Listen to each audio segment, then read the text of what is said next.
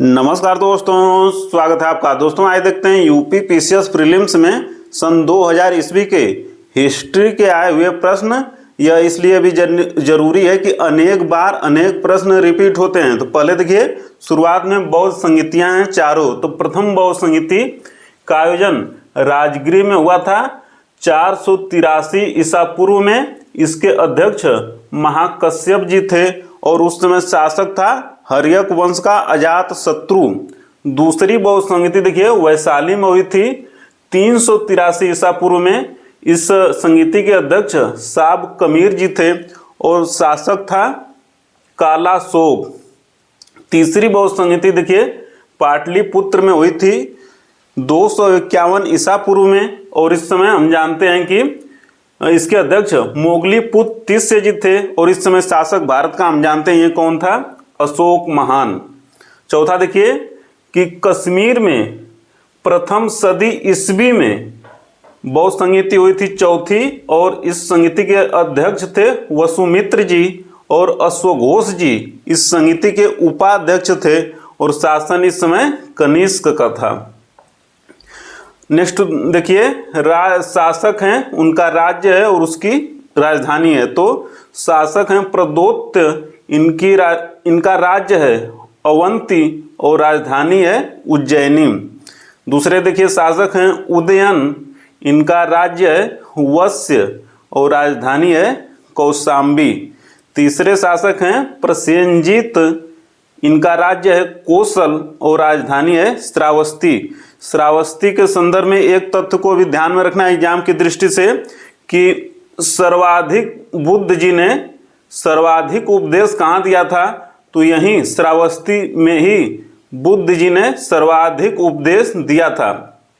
Next देखिए अजातशत्रु शासक हैं, इनका राज्य है मगध और राजधानी है गिरिउरज।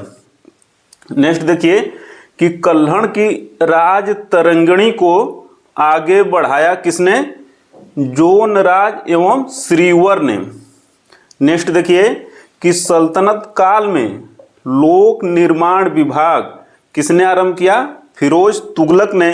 फिरोज तुगलक के संदर्भ में एक तथ्य को भी ध्यान में रखना है और कि फिरोज तुगलक ने 300 से अधिक नगर बसाए और उसमें प्रमुख नगर थे जिसको फिरोज तुगलक ने बसाया। तो फिरोज शाह कोटला, फिरोजाबाद, फिरोजपुर, फतेहाबाद, हिसार और जौनपुर, इन नगरों को किसने बसाया, तो फिरोज तुगलक ने। नेक्स्ट देखते हैं आपकी, देखिए मोरक्को देश का निवासी इब्न बतूता 1333 ईस्वी में भारत आया और इसकी बुक थी, किताब इसने लिखा रेहला और इस रेहला किताब में इसने भारत की डाक व्यवस्था एवं सती प्रथा का वर्णन किया है।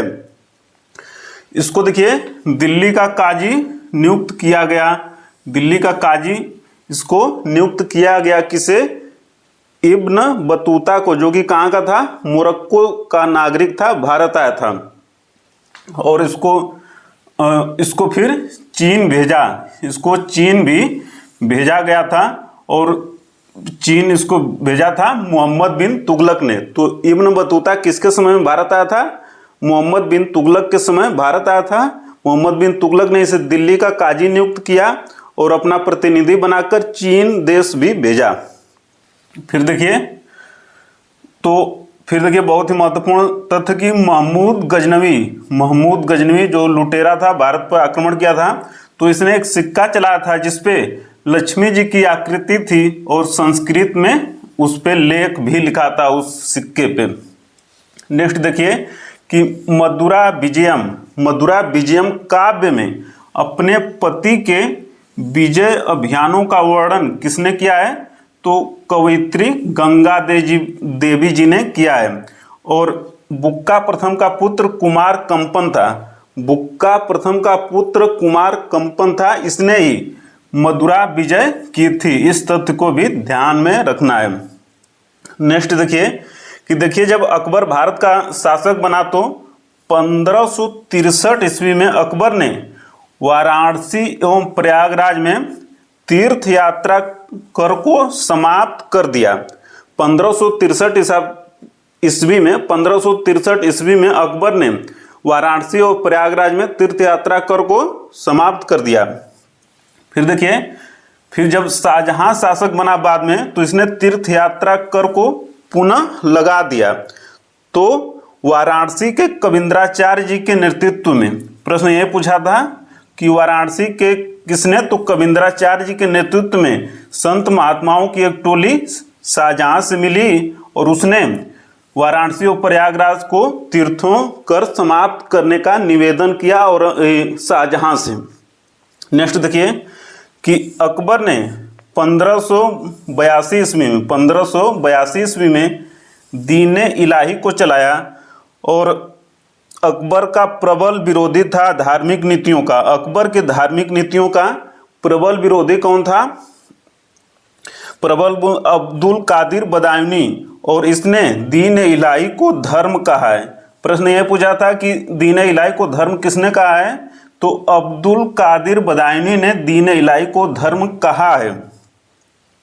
और अकबर की धार्मिक नीतियों का विरोधी कौन था? अब्दुल कादिर बदायूनी। फिर देखिए, अकबर की धार्मिक नीति का आलोचक था और बीरबल प्रथम हिंदू था जिसने दीन इलाही को अपनाया था। यह तथ्य भी एग्जाम की दृष्टि से बहुत ही महत्वपूर्ण है। नेक्स्ट देखिए कि सेकेंड ताजमहल किसे कहा जाता है? सेकेंड ताजमहल किसे कहा जाता है? तो औरंगाबाद में राबिया उद दौरानी के मकबरे को सेकेंड ताजमहल कहा जाता है और इसे बनाया था औरंगजेब ने इसे बनाया था, इस मकबरे को राबिया उद दौलानी का मकबरा, और इसे सेकेंड ताजमहल कहा जाता है, औरंगाबाद में स्थित है। अम्बेडकर जी के संदर्भ में 3-4 महत्वपूर्ण तथ्य की। अम्बेडकर जी ने मराठी में बहिष्कृत भारत पत्रिका निकाली। दूसरा कि अनुसूचित जाति परिसंघ का गठन किया।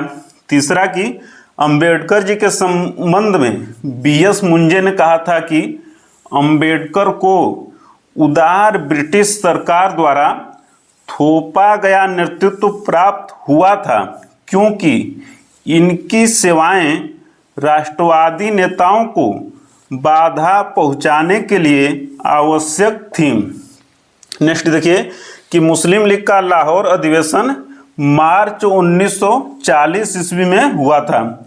सबसे महत्वपूर्ण है देखिए कि पाकिस्तान निर्माण का प्रारूप बनाया था। पाकिस्तान के निर्माण का प्रारूप किसने बनाया था? सिकंदर हयात खान ने, और इस प्रारूप को प्रस्तुत किया था फजलुल हक ने और इसका समर्थन किया था खली कुजमा ने।